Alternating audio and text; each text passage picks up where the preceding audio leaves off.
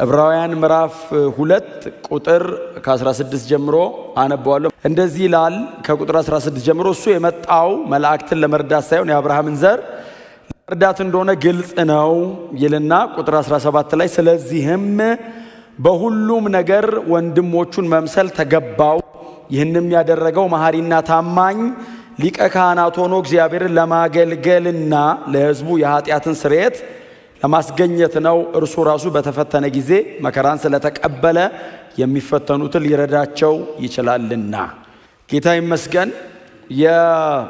ባለፈው ሳምንት እርሱ የመጣው የአብርሃምን ዘር ለማገዝ እንጂ መላእክትን ለመርዳት እንዳልመጣ ግልጽ ነው የሚለውን አብረን የአብርሃም ዘር የሚለው ራንደምሊ የአብርሃም ዘር ማለት ዝም ብሎ የሰው ዘር ማለት አይደለም ተባብለናል።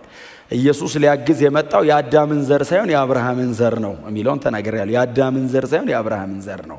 ስለዚህ አብርሃም መጽሐፍ ቅዱሳችን ላይ ኮት የተደረገበት አዲስ ኪዳን ላይ በክርስቶስ ኢየሱስ መስቀል በኩል ተሻግሮ አዲስ ኪዳን ላይ የመጣበት እምነት አለው። አብርሃም የእምነት አባት ነው እና ቀዳሚ ነው። ከቀደሙት አበው መካከል አንዱ እሱ ነው። ቀዳሚው እንደውም እሱ ነው። እግዚአብሔር ሲጠራ የአብርሃም ተብሎ ነው አይደል የጀመረው? የአብርሃም ተብሎ ነው የተጀመረው። እግዚአብሔር አባቶቻችን ሲጠሩት የአባቶቻችን የአብርሃም ብለው ነውና እግዚአብሔር ራሱ መጠሪያውን ሲጀምር የጀመረው አብርሃም ጋር ነው። ስለዚህ የአብርሃም እምነት አለ። እምነቱ መታዘዝ፣ መሰጠት፣ መገዛት ነበረበት። እምነቱ ሰሚሽን አለ። አምናለሁ ብቻ አይደለም እምነት መጠበቅ አለው። እምነት በእግዚአብሔር ላይ መደገፍ አለው። እምነት መታዘዝ አለው። አንድ ልጅን አምጣ ሲለው ብድግ አድርጎ ነው ልጁን የሰጠው። ማንም ሰው ሊያደርገው አይችልም። በእውነት ነው የምላችሁ። እግዚአብሔር ካላገዘውና እግዚአብሔርን ሰው ካልተረዳ በቀር ከይስሐቆቻችን እግዚአብሔር አይበልጥብንም። ብዙ ጊዜ ከእግዚአብሔር የተቀበልነው ይስሐቅ ከእግዚአብሔር ይበልጥብናል። አብርሃም ግን ከይስሐቅ ይልቅ እግዚአብሔርን ይወደው ነበር እና አብርሃም እግዚአብሔርን አመነ አይደል? የአብርሃም ዘር የተባለው እግዚአብሔር በላከው በልጁ በክርስቶስ ኢየሱስ የምናምን እኛ የአብርሃም ዘር ነን። ካላመነ ሰው የአብርሃም ዘር መሆን አይችልም። እግዚአብሔር በአብርሃም በኩል ፕሮሚስ ያደረገውን እግዚአብሔር በአብርሃም በኩል የገባውን ተስፋ ሊያገኝ አይችልም ተባብለናል። ስለዚህ በዘር በትክክለኛው በዘር እስራኤላውያን የአብርሃም ዘሮች ናቸው። በክርስቶስ ኢየሱስ በማመን ደግሞ እኛ የአብርሃም ዘሮች ነን። ስለዚህ አሁን አዲስ ኪዳን ላይ እየተጠቀሰ ያለው the uniqueness of እስራኤል አይደለም። በጣም ልዩ የሆነች እስራኤል የምትባል አይደለም አይደል? እየተጠቀሰ ያለው የዕብራውያኑ ጸሐፊ የሚጽፈው ለዕብራውያን ነው። ስለዚህ እናንተ በጣም ዩኒክ ናችሁ እያላቸው አይደለም። አብርሃም ባመነበት አይነት መንገድ የሚያምን ካለ እሱ በክርስቶስ ኢየሱስ የእግዚአብሔር ወራሽ ነው። አሜን በሉ። ጎናቸው እርሱ ካመንክ የአብርሃም ዘር ነህ በሉት። ካመንክ በክርስቶስ ወራሽ ነህ በሉት። በቃ ካላመናችሁ የአብርሃም ዘር አይደላችሁም። በክርስቶስ ኢየሱስ በኩል ካልሆነ እግዚአብሔር አያውቃችሁ። ግልጽ ነው። ዝግ ነው እና መላእክትን ለማገዝ አልመጣም። ስለዚህ ፍጹም ሰው ሆኖ ወርዷል ጌታ ኢየሱስ ክርስቶስ የሚል ሐሳብ አለው። ከዛ ቁጥር 17 በጣም ይገርማል። ይሄ ሰውዬ በእውነት የዚህ ደብዳቤ ጸሐፊ አይገርምም? ቁጥር 17 ላይ ደግሞ ነው አይደል የሚናገረው? ደግሞ ይናገራል። ከላይ ጀምሮ ቁጥር 11 ላይ እንደገና ቁጥር 14 ላይ የሚናገራቸውን ክፍሎች ደግሞ እየተናገረው አሁን ቁጥር 17 ላይ እንደገና ይደግመዋል። ምንድነው የሚለው? ቁጥር 17 ላይ ስለዚህ በሁሉ ነገር ወንድሞቹን መምሰል ስለተገባው። በጣም ነው ይገርማል። እስቲል የጌታ የኢየሱስ ክርስቶስ ፍጹም ሰውነት ጋር ነው ይሄ ሰው ያለው። ስለዚህ የነገረን ያለው ጌታችን መድኃኒታችን ኢየሱስ ክርስቶስ ፍጹም ሰው ሆኖ መጥቷል። በመካከላችን እኛ የለበስነውን ሥጋ ለብሷል። ቃልም ሥጋ ሆነ፣ ጸጋና እውነትን ተሞልቶ በመካከላችን አይደል? በእኛ መሃል አደረ፣ በመካከላችን አደረ፣ ደኮነ፣ ድንኳን ሰራ፣ ዘረጋ፣ አደረ። የኛ አይነት ነው ኢየሱስ። ፍጹም ሰው ነው እና የመላእክት ዘር አልያዘም ብሏቸው ገብቶናል ያሉት ይመስለኛል የዕብራውያን ተደራሲያን። ቆይ ልቀጥል እኔ አልጨረስኩም ይላል። ምናልባት ምዕራፍ 1ን እዛኛው የቀድሞ ስፍራ ላይ ያለን ስንጀምረው ተናግሬያለሁ አይደል? በጣም በቫይብሬተር እየጠቀጠቀ ነው። ኮንክሪት ነው ሰውየው የሚሰራው። በአንድ ቁጥር ውስጥ ብዙ ነገር ነው የሚያስቀምጠው። ምናልባት ምዕራፍ 1ን ስንጀምረው ትዝ የሚላችሁ ከሆነ ብሉይ ኪዳንን በአንድ ቁጥር ዘግቶት ስለ ጌታ ስለ ኢየሱስ ክርስቶስ ነው ቀጥሎ የተናገረው። እግዚአብሔር ለአባቶቻችን በልዩ ልዩ ጎዳና በነቢያት በኩል ተናግሮ ብሎ 1440 ዓመት በአንድ ቁጥር ዘጋ። በጣም ትልልቅ የብሉይ ኪዳን ታሪኮችን በአንድ ቁጥር አሰረ። ታላላቅ የሚባሉ የብሉይ ኪዳን አባቶችን ነቢያት ብሎ አለፋቸው። ያንን ሁሉ የማይቆጠር ሕዝብ ለአባቶቻችን ብሎ አለፈው። ብሉይ ኪዳንን እንደዛ አልፎ ኢየሱስ ጋር ሲመጣ ግን እርሱ አይደል ያለው? እንደው መጀመሪያ ምንድነው የሚለው? ሁሉን ወራሽ ባደረገው ዓለማትን በፈጠረበት በልጁ አንድ ቁጥር ነው። እዩት፣ ዴብዙን ጥልቀቱን እዩት። ገብቶናል፣ ይበቃናል። ሁሉን ወራሽ ዓለማትን የፈጠረ ልጁ በቃ ከሁሉ እንደሚበልጥ ገብቶናል ሲሉት እኔ አልበቃኝም። እርሱ የክብሩ ነጸብራቅ ነው፣ የባህሪው ትክክለኛ ምሳሌ ነው። ኃጢአታችን በራሱ ያስወገደ ነው። ዓለማትን በስልጣኑ ቃል ደግፎ ያዘ ነው። ሁሉን ጨርሶ በአባቱ ቀኝ የከበረ ነው ይላል።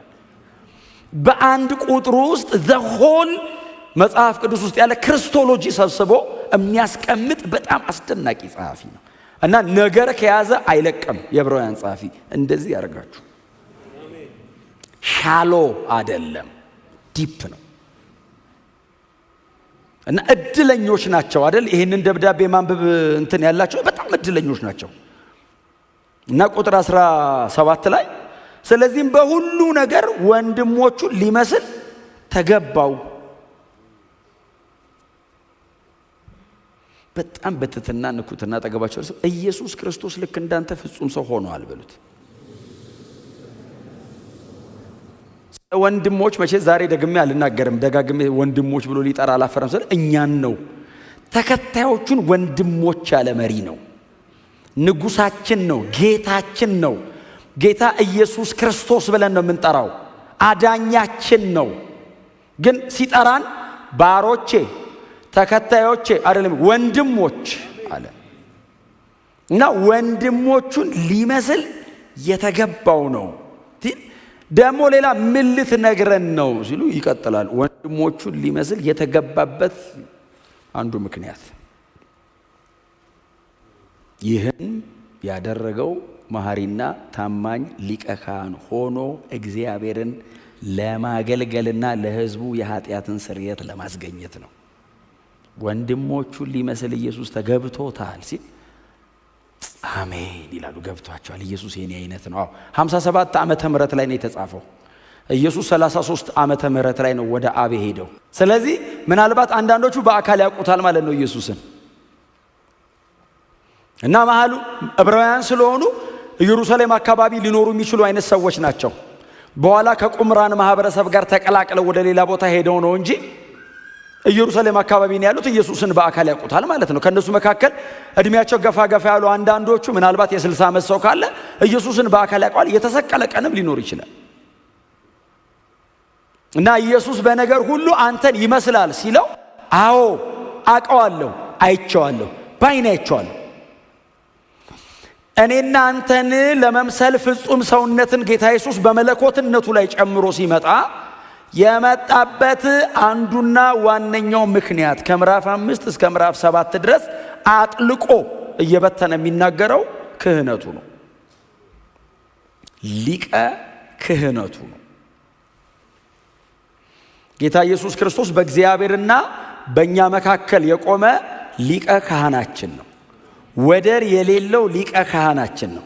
ስለኔ መስዋዕት ያቀረበ ሳይሆን መስዋዕት ሆኖ የቀረበ ብቸኛ ሊቀ ካህን ነው። በዘላለም ውስጥ ኢየሱስ ብቻ ነው ይህንን ያደረገው። ከዚህም በኋላ ማንም ሊያደርገው አይችልም። በቀደመው ኪዳን ላይ የነበሩ ሊቀ ካህናት ለእግዚአብሔር በሚሆነው ነገር በሕዝቡና በእግዚአብሔር መሃል ቆመው ያገለግላሉ። አገልግሎታቸው ተመሳሳይ ነው ከኢየሱስ ጋር። ልዩነቱ ምንድነው? ካህኑ ስለራሱና ስለሚያገለግለው ወይንም በእግዚአብሔር ፊት ይዞ ስለሚቀርበው ሕዝብ ኃጢአት መስዋዕት ያቀርባል። ስለራሱም ደግሞ ስለ ሕዝቡም መስዋዕት ያቀርባል። ካህኑ የሚያገለግለው ለእግዚአብሔር በሚሆን ጉዳይ በሕዝቡ ፊት ቆሞ ነው የሚያገለግለው። አገልግሎቱ በእግዚአብሔር ሳይድም ነው፣ ደግሞ ለሕዝብም ነው። ብቻውን ግን መቆም ስለማይችል ጽድቁ በእግዚአብሔር ፊት ሙሉ ስለማይሆን ለራሱ መስዋዕት ያስፈልገዋል። በንጽህና ነው የሚኖረው ካህን። በጥንቃቄ ነው የሚኖረው ካህን። የፈለገውን እያረጋ አይኖርም ካህን። የፈለገውን ማረግም አይችልም። ባይዘው ያውቁታል። ከቤተ መቅደሱ አካባቢ አይጠፋም። ስፔሻሊ ሊቀ ካህን ከሆነ ቅድስት ነው የሚቀመጠው። በአመት አንዴ ቅድስተ ቅዱሳን ይገባል። አደባባይ ብዙ ጊዜ በነፃነት ኢቭን መውጣት አይችልም። ጥብቅ ያለ ጥንቅቅ ያለ እንደ ህጉ ነው የሚኖረው። በዚህም አይነት ጥንቃቄ ውስጥ እየኖረ ስለራሱ ግን መስዋዕት ያስፈልገዋል። እግዚአብሔር ያንን ያክል ቅዱስ ነው። የፈለገውን ያክል በጥንቃቄ ቢኖር በእግዚአብሔር ቅድስና ፊት ኃጢአተኛ ነው። ስለዚህ የሱን ኃጢአት አሸፍኖ የህዝቡን ኃጢአት አሸፍኖ እግዚአብሔር ሳይቀጣው ከተቀበለው ካህኑ ወክ አርጎ ይወጣና ቆሞ ህዝቡን ይባርካል። ኃጢአታችሁን ይቅር ብሎታል ሲላቸው ህዝበ እስራኤል እልልል ቀድመኛ እንደዘመር ነው ይቅር እንዳለምታውቀው ሊቀ ካህኑ ካለሞተ ነው። ከተረፈ ምሮሃል ማለት ነው። እና ሊቀ ካህኑ ሲገባ አቤት አዲስ ኪዳን እኮ እግዚአብሔር እንደማንችል አውቆ ነው ያዳነን። አሁን ድሮ ቢሆን አንችልም ሁላችንም። በእውነት አዲስ ኪዳን ራሱ አሁን ብዙ ሰው ከብዶት ዝም ብሎ ዘው ብለን እየገባን ራሱ ከብዶናል። እንኳን በፕሮቶኮል ገብተን እግሩ ላይ ገመድ ይታሰራል። ከዛስ አላዋ ላይ ድምጽ የምታሰማ እንትን ይንጠለጠልለታል እግሩ ስር። ከዛ ሰማ ክሽክሽ ያደርጋል አለው ነው። ከዛ ገመዱን ቼክ ሲያደርጉ ኮተት ካረገ አለ በህይወት። ዝም ካለስ ደጅ ቆመው ገብቶ የሚያወጣ የለም። እግዚአብሔር ነው ውስጥ ያለው ይገለዋል። የሚገባውን ገብተ ማውጣት ስለማትችል እኮ ነው ገመድ። በጣም ድቅድቅ እንዲህ አይንህን ቢወጉ አይታየም። የሚጠቀሙት መጋረጃ ከግንብ ይወፍራል። ግጥም ነው የሚለው ሊቀ ካህኑ ሲገባ። መብራት ይዘ መግባት አትችልም። ምክንያቱም እግዚአብሔር ብርሃን ነው ይላል መጽሐፍ ቅዱስ። አታበድረውም መብራት። ትሞታለህ መብራት ብትይዝ። ጸጥ ብለህ ነው የምትቆም። ብርሃን ቢበራ ሰውና እግዚአብሔር ከተገናኙ ሰውየው ካየው ይሞታል። ስለዚህ አስቡት ፕሮቶኮሉን። ዘሌዋውያንን ሂዱና አንብቡ። እኔ ሁላችሁ ለመፈጸም አይደለም ለማንበብ ይጨንቃል። እኔ ሙሴ እንዴት ነው ከእግዚአብሔር የሰማው ይሄን ሁሉ ዲቴል? እንዴት ነው ቁጭ ብሎ የጻፈው? ቀጥሎስ ለካህናቱ ለነገሩ ፔናልቲ ካለው ጥንቃቄ ግዴታ ነው። አሁን እኮ ምሕረቱን ተማምነን ነው። ሞት ፊት ለፊት እንዳለ ካወቅ እኮ ባይዘው በገመድም ላይ ትሄዳል። ታይትሮፕ እንዲቀጥ ተብለ እግርህ ካመለጠ ብሉይ ኪዳን እንደሱ ነው። ከሳተ የንግግር ስተት ከተገኘ ስርዓት ካዛነፈ እግዚአብሔር ገዳይ ሆኖ አይደለም። ሰው በእግዚአብሔር ቅድስና ፊት መቆም ስለማይችል ነው። እንደ እግዚአብሔር ሰው የሚወድ የለም። እግዚአብሔር እኮ ሰማይ ተቀምጦ ቅድስተ ቅዱሳን አርጉልኝ ሳይ ሰማይ ተቀምጦ ድምጹን ብቻ እየላከ በደመና ማውራት እኮ ይችላል። ሰው ስለሚወድ እኮ ነው መሐላችን የሚመጣው። ግን ቅድስናውን ምን ያርገው? ሊክደው አይችልም። ቅድስናው ማንነቱ ነው። ስለዚህ እግዚአብሔር ቅድስናዬ ነው እኔ ነው። በጣም ተጠንቀቁኝ። ዘው ካልክ ትሞታለህ። መካከለኛ ያስፈልገናል። የናንተን ኃጢአት ወክሎ የሚቆመው የናንተ አይነት መሆን አለበት። ስለዚህ ከናንተ መሃል ነው መመርጣው አለ እግዚአብሔር። ሊቀ ካህን ከህዝቡ መሃል እግዚአብሔር ይመርጣል። የህዝብን ኃጢአት ይዞ በእግዚአብሔር ፊት ነው የሚቀርበው። ጌታ ኢየሱስ ክርስቶስ የጠላውን ኃጢአት ተሸክሞ ለመቅረብ የጠላውን አይነት መሆን አለበት። የክህነቱን ስራ ለመስራት የኔ አይነት መሆን አለበት። አለበለዚያ አይችልም ማረግ። የኔን ኃጢአት ለማስወገድ እንደ ወንድሞቹ ሊሆን ተገባው። ለምን? የክህነትን ስራ ለመስራት እኔን ነው ወክሎኝ የሚገባው። መልአክ ሆኖ እኔን ወክሎ መግባት አይችልም። በመለኮትነቱ እኔን ሪፕሬዘንት ማድረግ አይችልም። በፍጹም ሰውነቱ ነው እኔን ይዞ መቅረብ የሚችለው። እማይኮን ሆነ ኢየሱስ። አምላክ ሰው ሆነ ሊሆን አይችልም። አንዴ ነው የሆነው። እሱንም ኢየሱስ ነው ያደረገው። ይሄም ደግሞ አይደገምም። አንዴ ነው። እስቲ አሜን በሏ።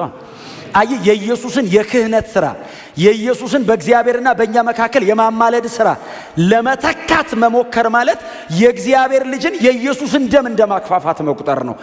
ኢየሱስ ከመለኮትነቱ ላይ ሰውነትን ጨምሮ የተዋረደበትን ጉዳይ ለሰንበዲ ቢሰጥ ማለት ነው። አይምርህም እግዚአብሔር።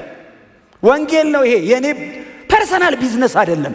መለኮት ከሰማይ ፈርሞ የላከው ፕሮግራም ነው። አይቀልድም እግዚአብሔር። በልጁ ደም እግዚአብሔር አይጫወትም። አንድ ልጁን ገሏል፣ ለከለ ላበድር አልችልም። የኢየሱስ ብቻ ነው ይሄ ስራ። እግዚአብሔር የተቀበለው የኢየሱስን ደም ብቻ ነው። እውነቴን ነው የምላችሁ። እምነቱ እንዲደራጅ አይደለም የምሰብከው፣ የተጻፈ ነው። ከዚህ ውጪ እውነትም የለም። የመጨረሻው ይሄ ነው። እውነቴን ነው የምነግራችሁ። አንዳንድ ጉንጭ የሚያለፋ ጭቅጭቅ ውስጥ አትግቡ። እውነት አለቅ። ከተቀበለ ይቀበል፣ ካልተቀበለ ምንም ላረግ አልችልም። እኔ ሳምባዲ እንዲያምንልኝ ብዬ ያልተጻፈ ነገር አላወራም። የተጻፈ ኢየሱስ ሞቶልሃል እምቢ ካለኝ ጥላውን ሞቶልሃል ብዬ አላሳምነው። አልሞትለትም። በሞትለትም አላድነው። እግዚአብሔር የተቀበለው ደም አለ።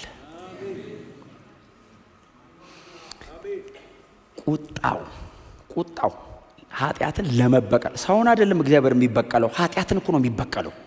ሰው ለምንድን ነው የተቀጣው? ኃጢአት እላዩ ላይ ተገኝቶበት ነው። አውርድ ኃጢአትህን አለው እግዚአብሔር። የት ላውርደው ሲለው ልጄ ላይ አለው። አላወርድም ሲለው አንድ ላይ ልጄ ላይ አርገው።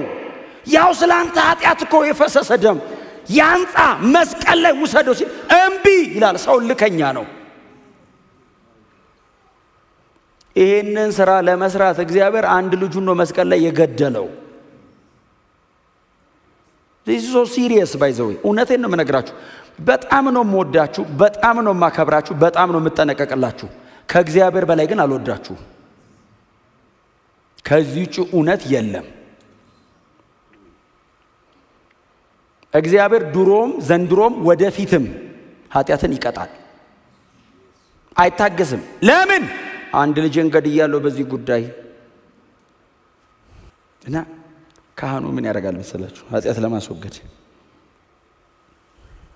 ዘሌዋውያን 16 ላይ ሄዳችሁ ማንበብ ትችላላችሁ። ከቁጥር 20 አካባቢ ጀምሮ ምን ይላል?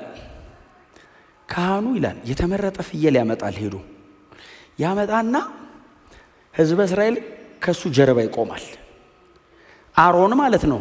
ሊቀ ካህኑ አሮን ነው። በዛ ዘመን እግዚአብሔር የመረጠው ሰው አሮን ነው። አሮን ይመጣና የፍየሉን ራስ ይዘዋል።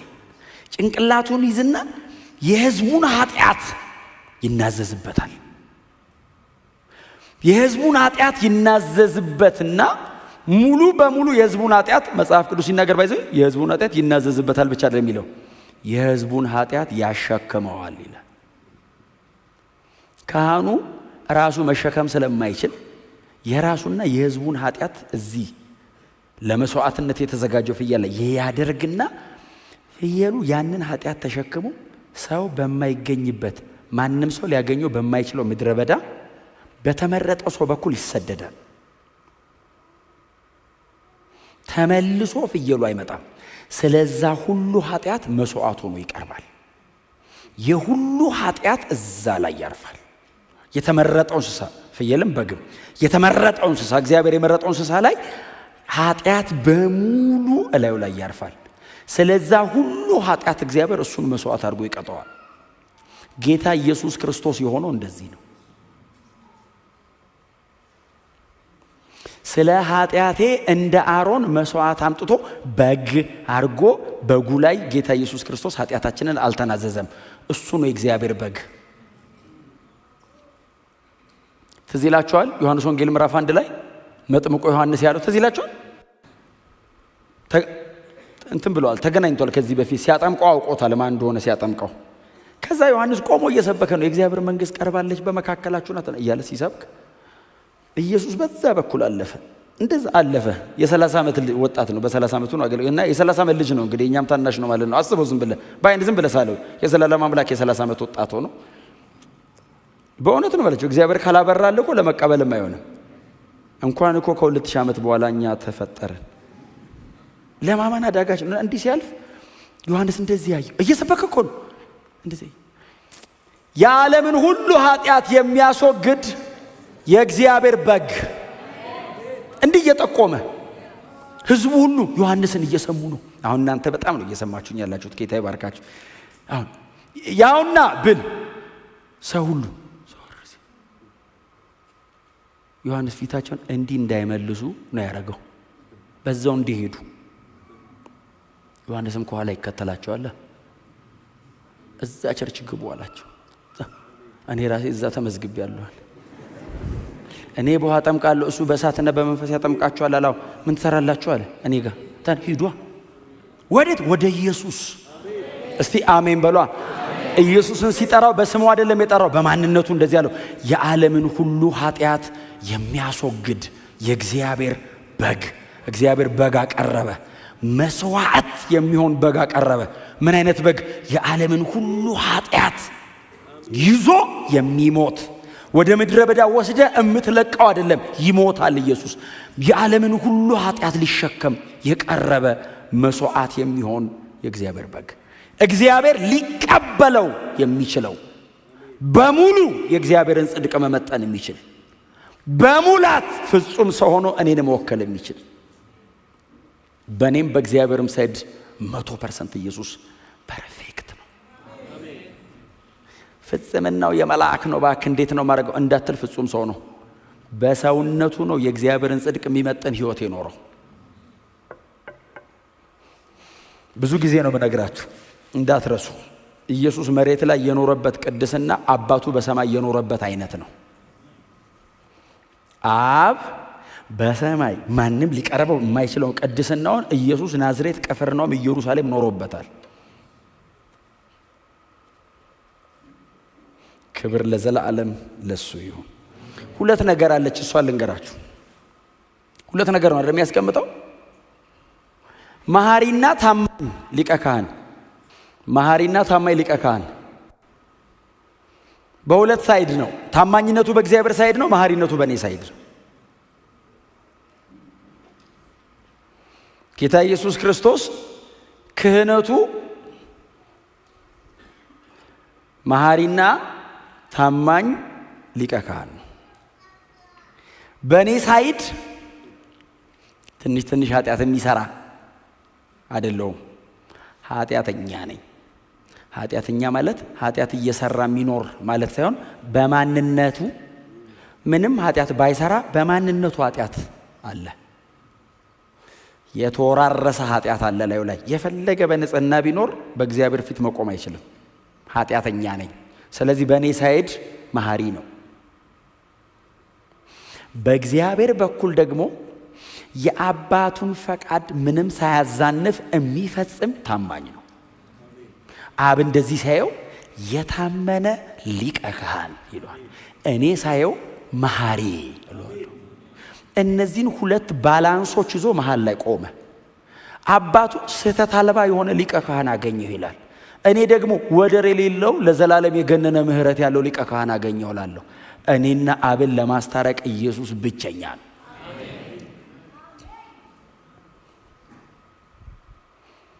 የብሉይ ኪዳን ካህናት መማር አይችሉም። እግዚአብሔር ምር ነው የሚለምኑት። ኢየሱስ መሐሪ ነው። የብሉይ ኪዳን ካህናት በጣም ታማኞች ናቸው፣ ግን ይጎላቸዋል።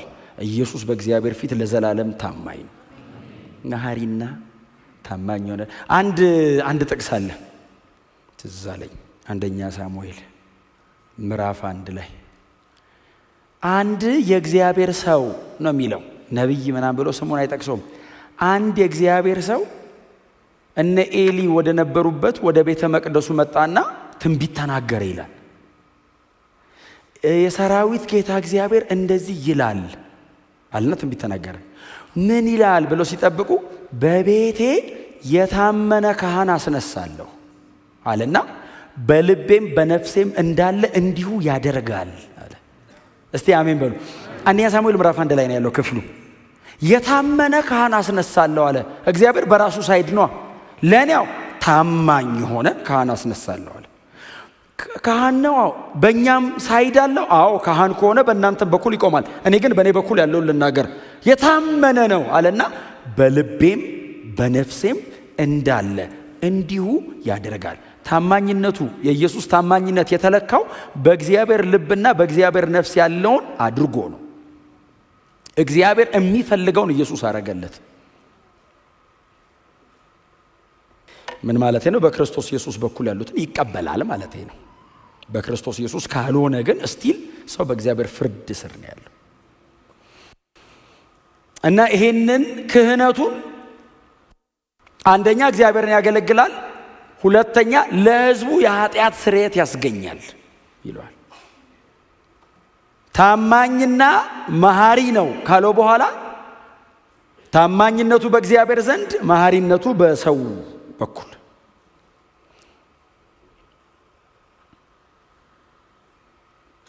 ታማኝነቱና መሐሪነቱ ወደ አገልግሎት ሲመጣ በጣም ፈንክሽናል ሲሆን ለሰው ልጆች የኃጢአትን ስርየት ያስገኛል። ቀጥሎ እግዚአብሔርን ያገለግላል።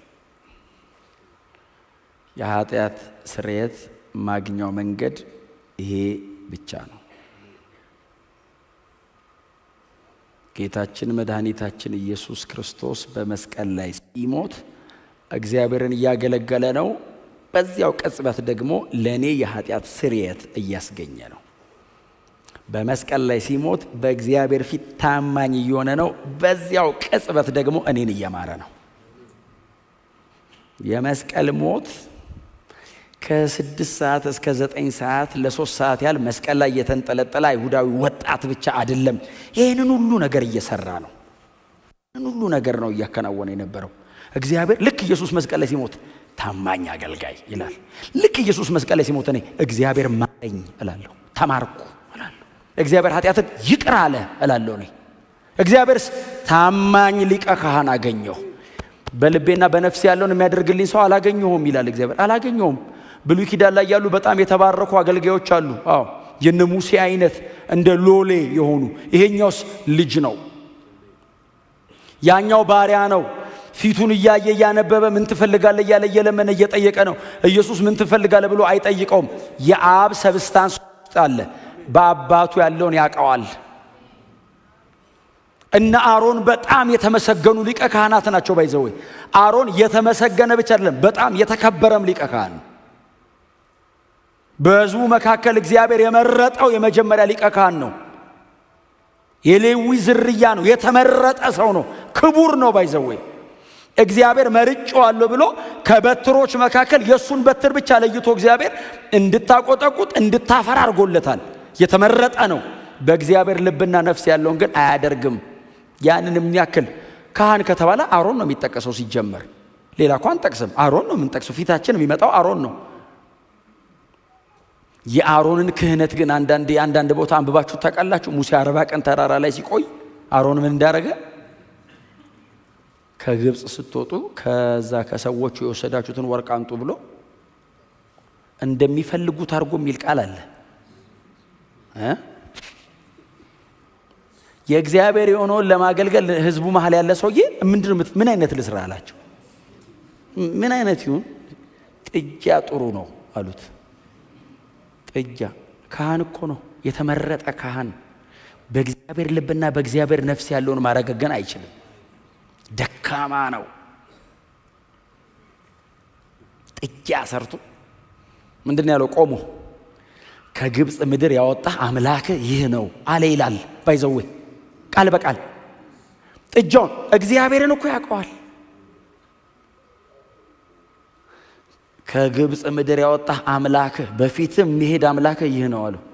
ህዝቡ በልቶ ጠጥቶ ሲጨፍር የእግዚአብሔር ሰው ሙሴ ከሰማይ ከተራራ ላይ ከእግዚአብሔር ጋር አውርቶ ኢያሱ ተራራ ግርጌ ስር ነው ተኝቷል። ሙሴ ደግሞ ተራራ አናት ላይ ነው ከእግዚአብሔር ጋር። ከዛ ሲወርዱ የምሰማው ድምጽ ምንድነው አለ ሙሴ። የድል ይመስላል አለ ኢያሱ። ምን ያርግ? እስር ነው ያለው። ሙሴ ውስጥ ነው ያለው። ሙሴ እንደዚህ ያለው የዘፈን ነው አሉ። ሙሴ ባይዘው ዘፈኑን ስለሚያውቀው እንዳይመስልህ ዲዘርኒንግ ነው። በእግዚአብሔር መገኘት ውስጥ ነው። ይህንን ያደረገው አሮን ነው። ይዞ የወረደውን ጽላት እኮ ሰበረ የሚል ቀለምባቸው ከዛስ ፈጭቶ አጠጣው ይላል ህዝቡን። ጽላት 10 ፈጭቶ ጋታቸው ታውቃለህ። ማን ነው ምክንያቱ? አሮን። ኢየሱስ በማቦታ ነው የተላከው? በአሮን። እግዚአብሔር ሲመርጥ ሲደክሙበት፣ ሲመርጥ ሲያቀታቸው፣ ሲመርጥ መሃል ላይ ሲወድቁ በልቤና በነፍስ ያለ ያንን አምጥቶ የሚያደርጋልና እግዚአብሔር ከሰው መሃል ብቻ አይደለም የመረጠው፣ ከቀኙ ነው የላከው። ፈጥሮ አይደለም የሰጠን፣ መለኮትነቱ ላይ ሰውነት ጨምሮ ነው የሰጠን። ኢየሱስ እግዚአብሔር ነው። እግዚአብሔር ወልድ ነው። የተፈጠረ አይደለም። ኢየሱስ ፈጣሪ ነው። ሰውነትን ላይ ጨመረ። አየህ፣ ከሰው መሃል ጠፋ። ኢየሱስ እንደዚህ ያለ እኔ ሄጄ እሰራዋለሁ አለ። አባቴ ያለው አቤት የሚያስደስትህን እኔ አደርገዋለሁ አለ። በአንተ ንጽህናና ቅድስና ልካው እኔ አደርገዋለሁ። ዘካርያስ 3 ላይ ትዝ ይላችኋል። የእድፋም ልብስ ለብሶ ምናምን የሚል ቃል አንብባችሁ ዘካርያስ ምዕራፍ 3 ኢያሱ የሚባለው ሊቀ ካህን እኮ ነው እሱ። እንደውም ሊቀ ካህን አይደለም ታላቁ የሚል ከፊት አለ። ታላቁ ታላቅ ሊቀ ካህን ነው፣ ግን እድፋም ልብስ ለብሷል ይልና ከዛስ ሰይጣን ሊከሰው ድሮ ስብሰባ ይገባ ነበር ሰይጣን። አሁን ኢየሱስ ነው በደሙ ዘጋው። መረቀረኛ ገባን። እኛን አስቀርቶን ነበር የሚሄደው እሱ። አሁን ኢየሱስ መቶ ቦታ አቀያየረን። እኛ ወደ ቦታችን ተመለሰን፣ እሱም ወደ ቦታው ሄደ። ኢየሱስ ምን ያልሰራው ስራ አለ? እስቲ አሜን በሏ። እና ስብሰባ ገብቶ ኢያሱ ቆሟል። ምስኪን እውነቱን የኛ አይነት ነው። እንደዚህ ቆሞ ኃጢአት ሰርቷል። እድፋም ልብሳል። እሱ ብቻ አይደለም ከምርኮ የተመለሰው ሕዝብ ሁሉ ነውና እንደዚህ ብሎ ሰይጣንም ሊከሰው በስተቀኙ ቆሟል የሚል አንብባችሁ። በኢያሱ በስተቀኝ ቆሟል ምን ማለት ነው? በእግዚአብሔር በስተግራ እንደማለት ነው። ያው እግዚአብሔር በቀኙ ልጁ ብቻ ነው ያለው። ሰይጣን ሁሉ በግራ ነው የሚቆም። ያው ፊት ለፊት ላይ ቆሞ በኢያሱ በስተቀኝ ከሆነ ኢየሱስ አለ በእግዚአብሔር ቀኝ፣ ሰይጣን በዚህ በግራ በኩል ነው ያለው። ከዛ እግዚአብሔር ኢየሱስን አየው፣ ባሬ ብሎ አየው። ሰይጣን አለ። ባዕድ ነው ሰይጣን። ኢየሱስና እግዚአብሔር ቤተሰብ ናቸው። ይሄኛው ባዕድ ነው። ሰይጣን ሆይ ያለው እግዚአብሔር አቤት አለ። እግዚአብሔር ይገስጽህ አለው። እኔ አየ እግዚአብሔር ይገስጽህ አለው። ከኔ በላይ ነው እግዚአብሔር። ተሱ በላይ የለም፣ በራሱ ነው የሚገስጽህ። ተሱ በላይ ምን አለ? የመጨረሻው ራሱ ነውና ሰይጣን ሆይ ያለው እግዚአብሔር ከተጣራ ሰይጣንም ቢሆን አቤት ይላል። አቤት እግዚአብሔር ይገስጽህ። አሁን ቀጥሎስ ኢየሩሳሌምን የመረጠ ሰውየው ሊቀ ካህን ነው። በቀኝና በግራ ደረቱ ላይ 6 ነገድ ይዞ ነው የሚገባው። ብቻውን ሰው ኔሽን ሪፕሬዘንት አድርጓል። ስለዚህ እግዚአብሔር የግለሰብ ብቻ ሳይሆን የአገር መለሰ። ኢየሩሳሌምን የመረጠ እግዚአብሔር ይገስጽህ፣ ውጣ አለው። ከመሃል ውጣ አለው። እድፋም ልብስ ለብሶ የቤተሰብ ነው አለው። እኔና እሱን ጨርስ ውጣ አለው። ከሰይጣን ጋር ተደርቦ እግዚአብሔር አይመታህም። ባይዘው ብታጠፋ ራሱ እግዚአብሔር ብቻውን ይበቃል። ሰይጣንን እስቲ እጃ በድረኛ አይልም። ቅድስናን ወደኑ ሳይሆን ፈርተን። እግዚአብሔርን ስትወደው እኮ ነው የምትተውለት። ለምትወዱ ሰው የምትወዱትን ነገር ሁሉ ትተዋላችሁ። የምትፈልገው ነገር ትተዋለህ። የምትወደው ሰው እኔም ፍሬክስ የማትወደው ከሆነ የፈለገ በወደው ካንቺ አይበልጥም ብዬ እግዚአብሔርን ስትወደው ነው ብዙ ነገር እንደ ፌቨርም አቆጥሮም ስተውለት ለአንተ ብዬ ጌታ ሆይ አትልም። እንኳን ተውኩልህ በመታው ራሱ ትኮራለህ። እስቲ አሜን በሏ። አስወጣውና ከዛ ነው ሊቀ ካህን እኮ ነው። እድፋሙን ልብስ አውልቁለት አለ። ሊቀ ካህን እኮ ነው። አውልቁ። እድፋም ጥምጣም አውልቁ አለ። አውልቁ። ንጹህ ልብስ አለብስሃለሁ አሉ። ልብስን ላቀርብ አለው። ከዛስ ንጹህ ጥምጥም በጭንቅላት ላይ ያደርጋለሁ አሉ። እግዚአብሔር ይሄንን ሁሉ ካለ በኋላ በሊድ አላለው። ባሬን ቁጥቋጥን አመጣዋለሁ ብሎ ኢየሱስን እንደሚልከው ተስፋ ሰጠ። አሁን አንተ ሊቀ ካህን ነው። ኃጢአት ሰርተህ ትመጣና አውልቅልኝ አጥልቅልኝ ትላለህ። በኃጢአት ምክንያት ድጋሚ ርዕስ እንዳይሆንብኝ ሊቀ ካህን አለኝ እኔ። ባሬን ቁጥቋጥን ኢየሱስን እልከዋለሁ አለና የዚህን ምድር በደል በአንድ ቀን አስወግደዋለሁ። ከኃጢአት ጋር ያለኝን ጉዳይ በሱ በኩል እጨርሳለሁ አለ። እስቲ አሜን በሏ። እግዚአብሔር ኢያሱን እንደዚህ ፊቱ አቆሞ እግዚአብሔር የምድርን በደል በአንድ ቀን ያስወገደው ኢየሱስ መስቀል ላይ የሞተ ቀን ነው። ስለዚህ እግዚአብሔር ኢያሱን ፊቱ አቆሞት ክሩሲፊክሽን ያወራል። ታውቃለህ? የልቤን አደርጋለሁ። ኢየሱስ በቀኙ ነው ያለው። እልከዋለሁ አለው ለኢያሱ እንዲህ ፊቱ አቆሞ። አንተ ትደከማለህ፣ አይዞ አበረታለሁ። ልብስ ይቆሽሽብሃል፣ አውልቄ ንጹህ ሰጣለሁ። ይመጣል እሱ አለው። ይገላግለኛል። እስቲ አሜን በሏ። በጣም ብዙ እንደዚህ አይነት ጥቅሶች ማንሳት እንጂ በጣም መጽሐፉ በዚህ ነው የተሞላው። ባይዘው እግዚአብሔር የሆነ ነገር ሲበላሽበት እልከዋለሁ ይላል። ስለ ኢየሱስ ያወራል። የሆነ ዝብርቅርቅ ሲያደርጉበት ያስተካክለውና ይመጣል እሱ ይላል። እሱ ሲመጣ የልቤን ያረግልኛል ይላል። ክብር ለኢየሱስ ይሁን። ስለዚህ ታማኝነቱ በእግዚአብሔር በኩል ምህረቱ በእኔ በኩል ሆኖ ስለኔ መስዋዕት ሆኖ ነው የቀረበው። ይሄን ሚስ እንዳታረጉ። ኢየሱስ የሆነ ነገር አይደለም ያቀረበው፣ ስለኔ ራሱ ነው የቀረበው። ይሄንን ማድረግ የቻለው ጌታችን መድኃኒታችን ኢየሱስ ክርስቶስ ብቻ ነው። እስቲ አሜን በሏ። በፍጹም በእግዚአብሔር ፊት ጥላሁኑን ወክሎ መቆም የቻለ ኢየሱስ ብቻ ነው። ማንም የቻለ የለም፣ ወደፊትም የሚችል የለም። ጌታችን ኢየሱስ ክርስቶስ ብቻ። ከጸደቅን በክርስቶስ ደም በኩል ነው የምንጸድቀው። ከዳንን በክርስቶስ ኢየሱስ የመስቀል ሥራ ብቻ ነው ምንድነው። ከዛ ውጪ እግዚአብሔር አያውቅም። ሶሪ በእውነት ይህንን ስናገር እየደፈርኳችሁ አይደለም፣ የመጽሐፍ ቅዱስ እውነት ስለሆነ። ይሄ ደግሞ ቤተ ክርስቲያን ከዚህ ውጪ የምንናገርበት አይደለም። ይሄንን ነው የምንናገረው። ከጌታ ከኢየሱስ ክርስቶስ ውጪ ከቆምኩ ነኝ በእግዚአብሔር ቁጣ ስር ነኝ፣ ይፈርድብኛል። በክርስቶስ ኢየሱስ በኩል ስቆምስ ለዘላለም ምህረቴ ባንተ ላይ ነው ይለኛል። እግዚአብሔር ለ10 ዓመት አይደለም የማረኝ፣ ለ1000 ዓመት አይደለም የማረኝ። አዲስ ኪዳን ላይ ምህረቴ ለዘላለም ነው አለ። ለዘላለም ነው የከፈተው። ይሄንን መብት የሰጠኝ ግን የኢየሱስ የክህነት ሥራ ነው። በፍጹም ሮጦ የገባ የለም፣ አመልጦ የመጣ የለም፣ ታግሎ ያሸነፈ የለም።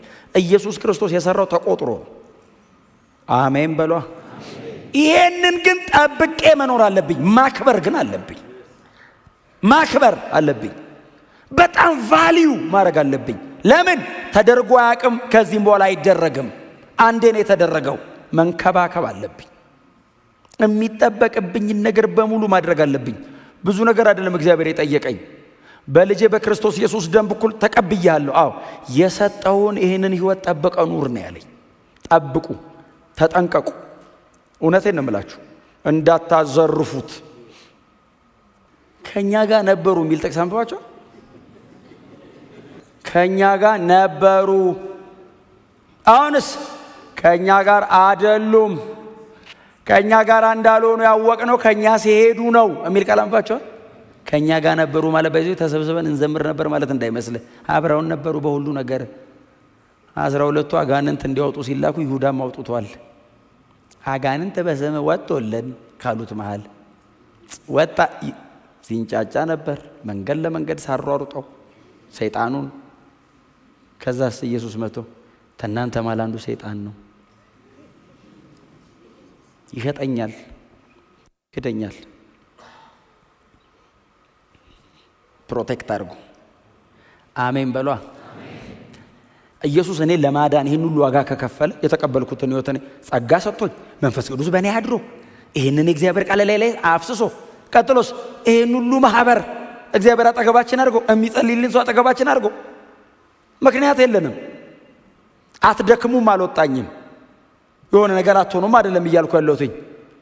ካራክተር አድርጋችሁት ግን መውጫ መግቢያ ካረጋችሁት ደክመ ሳይሆን አወላለድህን ቼክ አርግ ብዬ ተናግሬያለሁ። ቦርናጌን ላትሆን ትችላለህ። መዝሙር ሸምድደህ ሊሆን ይችላል። አወጣጥ አገባብ ለምደህ ሊሆን ይችላል። ቼክ አርግ። ከዳንክ ትለወጣለህ፣ ታድጋለህ፣ ትለወጣለህ። የተወለደ ልጅ ያድጋል። ማደጉ አይገርምም። እንኳን አደገ ትላለህ እንጂ እንዴት አደገ ወይ ጉድ ይባላል እንዴ? ባያድግ ነው የጸሎት ርዕስ። ማደግ ኖርማል፣ መለወጥ ግዴታ ነው፣ ግዴታ። እና ፕሮቴክት አድርገው። ህይወት ሊደክም ይችላል። አሁን ትላንት የነበረውን ድካምን ግን ዛሬ አደግመው ትቀይራለህ፣ ታድጋለህ። ቻሌንጅም እንደ ብስለት ይቀየራል። ሳትድን በፊት የነበርከውን ድነህም እንደዛ ከሆንክ በፍጹም አትፍሩ። ጌታን የምትቀበሉ ስል ውጡ። እውነቴን ነው የምነግራችሁ። መነካት አለብህ። ህይወት ነው ክርስትና፣ የቸርች ፕሮግራም አይደለም። ሮብ ሮብ እየተገናኘን ብቻ የምንካፈለው አይደለም። ህይወት ነው። አትታለሉ፣ አትታለሉ፣ ራሳችሁን አትሸንግሉ። እውነቴን ነው። ህይወት ነው ክርስትና። በንጽህና መኖር፣ እግዚአብሔርን ማክበር፣ ራስን ዲሲፕሊን ማድረግ ልመዱ። ቸርች ካልተነገራችሁ የት ነው የሚነገራችሁ? እኔ ካልነገርኳችሁ ማን ይነግራችኋል? እኔ እኮ ነኝ ወንድማችሁ። ይሄ እኮ የክርስቶስ ቤተክርስቲያን ነው። ደጅ ስትወጣ ውሸታቸውን ነው ቢያጨበጭቡልህ ቢያሞግሱ፣ ሰይጣን መጥቶ እንዳንተ አይነት እኮ ተፈጥሮ ያቀም ቢልህ ሊገል ያመቻቸ ነው። ባይዘው እውነቱን ውሸቱን ፈጥሮ የሚዋሽ ሰው እኮ ውሸት አይፈጥርም። ሰው አጋጥመው ነው የሚዋሸው። ከሆነ ቦታ የሆነ አርጎ ነው የሚዋሸው። ሰይጣንስ ፈጥሮ። አሁን እኛ ውሸት መፍጠር አንችልም። ባይዘው ድካማችን ነው። ሰይጣንስ ከራሱ ይዋሻል የሚል ቃል አንብባችኋል? ሰው ከራሱ አይዋሽም። ወይ ከሰይጣን ይዋሳል ወይ ነገር ይገጣጠማል። ሰይጣንስ ክሪኤተር ነው። የውሸት መፍጠር የቻለው ሰይጣን ውሸት ብቻ ነው። ሌላ ነገርማ እግዚአብሔር ፈጥሮ ጨርሷል። እግዚአብሔር ያልፈጠረው ውሸት ነው። እሱን የፈጠረው ሰይጣን ውሸት ከራሱ ያወራል አለ እና ዲሲቭ የሚያደርግ ለምንድን ነው? ሌባው ሊሰርቅ ሊያርድ ሊያጠፋ እንጂ ስለሌላ ስለምንም። ኢየሱስ ከነገረኝ በላይ ስለ ሰይጣን ማን ነው የሚነግረኝ? ሲኦል ደረሽ መጣው ያለኝ ሰውዬ። ሰማይ የሰው እጅ ያልሰራው ማቴሪያሉ የሰው ያልሆነ። እስቲ አሜን በሏ። እግዚአብሔር ይስጠው። ጳውሎስ ደርሶ መጣ። ሰማይ ሄዶ መጣ። አየና የሰው እጅ ያልሰራው አለና ሰው አይቶት አያውቅም አለ። ምንድነው ሲሉት ጌታ ለሚወዱት ያዘጋጀው አለ። አሁን ይኸውልህ ጳውሎስ ወርቅ ጠፍቶበት ነው። የቅፍርናሆሙ አሳ አጥማጅ ያውቃል ወርቅ፣ እንኳን የአቴናው ፈላስፋ። እና ሰማይ ሲል ወርቅ ይቅርታ አላየም። ምናልባት ኢየሱስን እያየ ሰዓቱ አልቋል ተመለስ ብለውት ይሆናል። አሁን ኢየሱስ እያለ እንዴት ወርቅ ታያለህ አንተ? አሁን ሰማይ አሁን ሎኬሽኑ ነው የሚያስገርም። እኔ ኢየሱስን ለማየት ነው ሰማይ የምንሄደው። እስቲ አሜን በሏ። አይ ሰይጣን እንዲች ካመቻቸ ሊያርድ ሊሰርቅና ሊያጠፋ እንጂ ስለሌላ አለና ስለምንም በጣም ካሞገሰ እያመቻቸ ወይ ሊሰርቅ ነው ወይ ሊያርድ ነው ወይ ሊያጠፋ ነው። ከሶስቱ አንዱ ነው። ለምን? ሌላ ምንም ምክንያት የለውም። እያመቻቸ ነው። በጣም ከፍ ካረገ ባይዘው መሰላሉን ከስር ወስዶት መሬት ሳደርሰ ነው የምትሞተው። ባይዘው ወድቀ አትነሳም። አየር ላይ አልቀ ነው የምትመጣው። አልቀ አይታችኋል። አሁን አንዳንድ ሰው በተንተኑ የሚወጣ ዳርጎት ሰይጣን እንደኔ አይነት የለም ይላል ብሎት እኮ ነው። 130 ሚሊዮን ሰው አለ ኢትዮጵያ ውስጥ ያንተ አይነት 130። ኢየሱስ ነው አይነት የሌለው። እኛ አንድ አይነት ነን። እስቲ አሜን በሏ። እውነቴን ነው የምነግራችሁ። እውነት አንድ አይነት በነጭ በቢጫ በጥቁር መሬት ላይ 7 ቢሊዮን ምናምን ደርሷል። አንድ አይነት እግዚአብሔር ሲጠራን ቻይና አፍሪካ ምን እያለ ይጠራ ሰው ነው የሚለው እግዚአብሔር። ጥቁር ነጭ ቢጫ ምናምን አይልም። በልጄ ነህ አይደለህም ነው። በልጄ ካልሆንክ ትሞታለህ፣ በልጄ ከሆንክ ትድናለህ ነው። አፍሪካዊ ነህ፣ ባለጠጋ ነህ፣ ደሃ ነህ፣ ባለስልጣን ነህ፣ መንገድ ላይ ነው የምትተኛው ጉዳይ አይደለም። በልጄ አምነሃል አላመንክም ነው። ካላመንክ የትም ብትቀመጥ ሲሆን ነው የምትገባው። ካመንክ መንገድ ላይ ብትተኛ ትድናለህ። ማንም አጠገብ ባይኖር ኢየሱስ ጠበቃ ይሆንልሃል፣ ገብቶ ይቆምልሃል በአፊት። የለም ሌላ ወንጌል። ይሄ ነው ወንጌል። በዚህ የዘላለም ሕይወት አግኝተናል። ይሄንን እንጠብቀዋለን፣ ይሄንን እንሰብካለን። እኛ ግን የተሰቀለውን ክርስቶስን እንሰብካለን።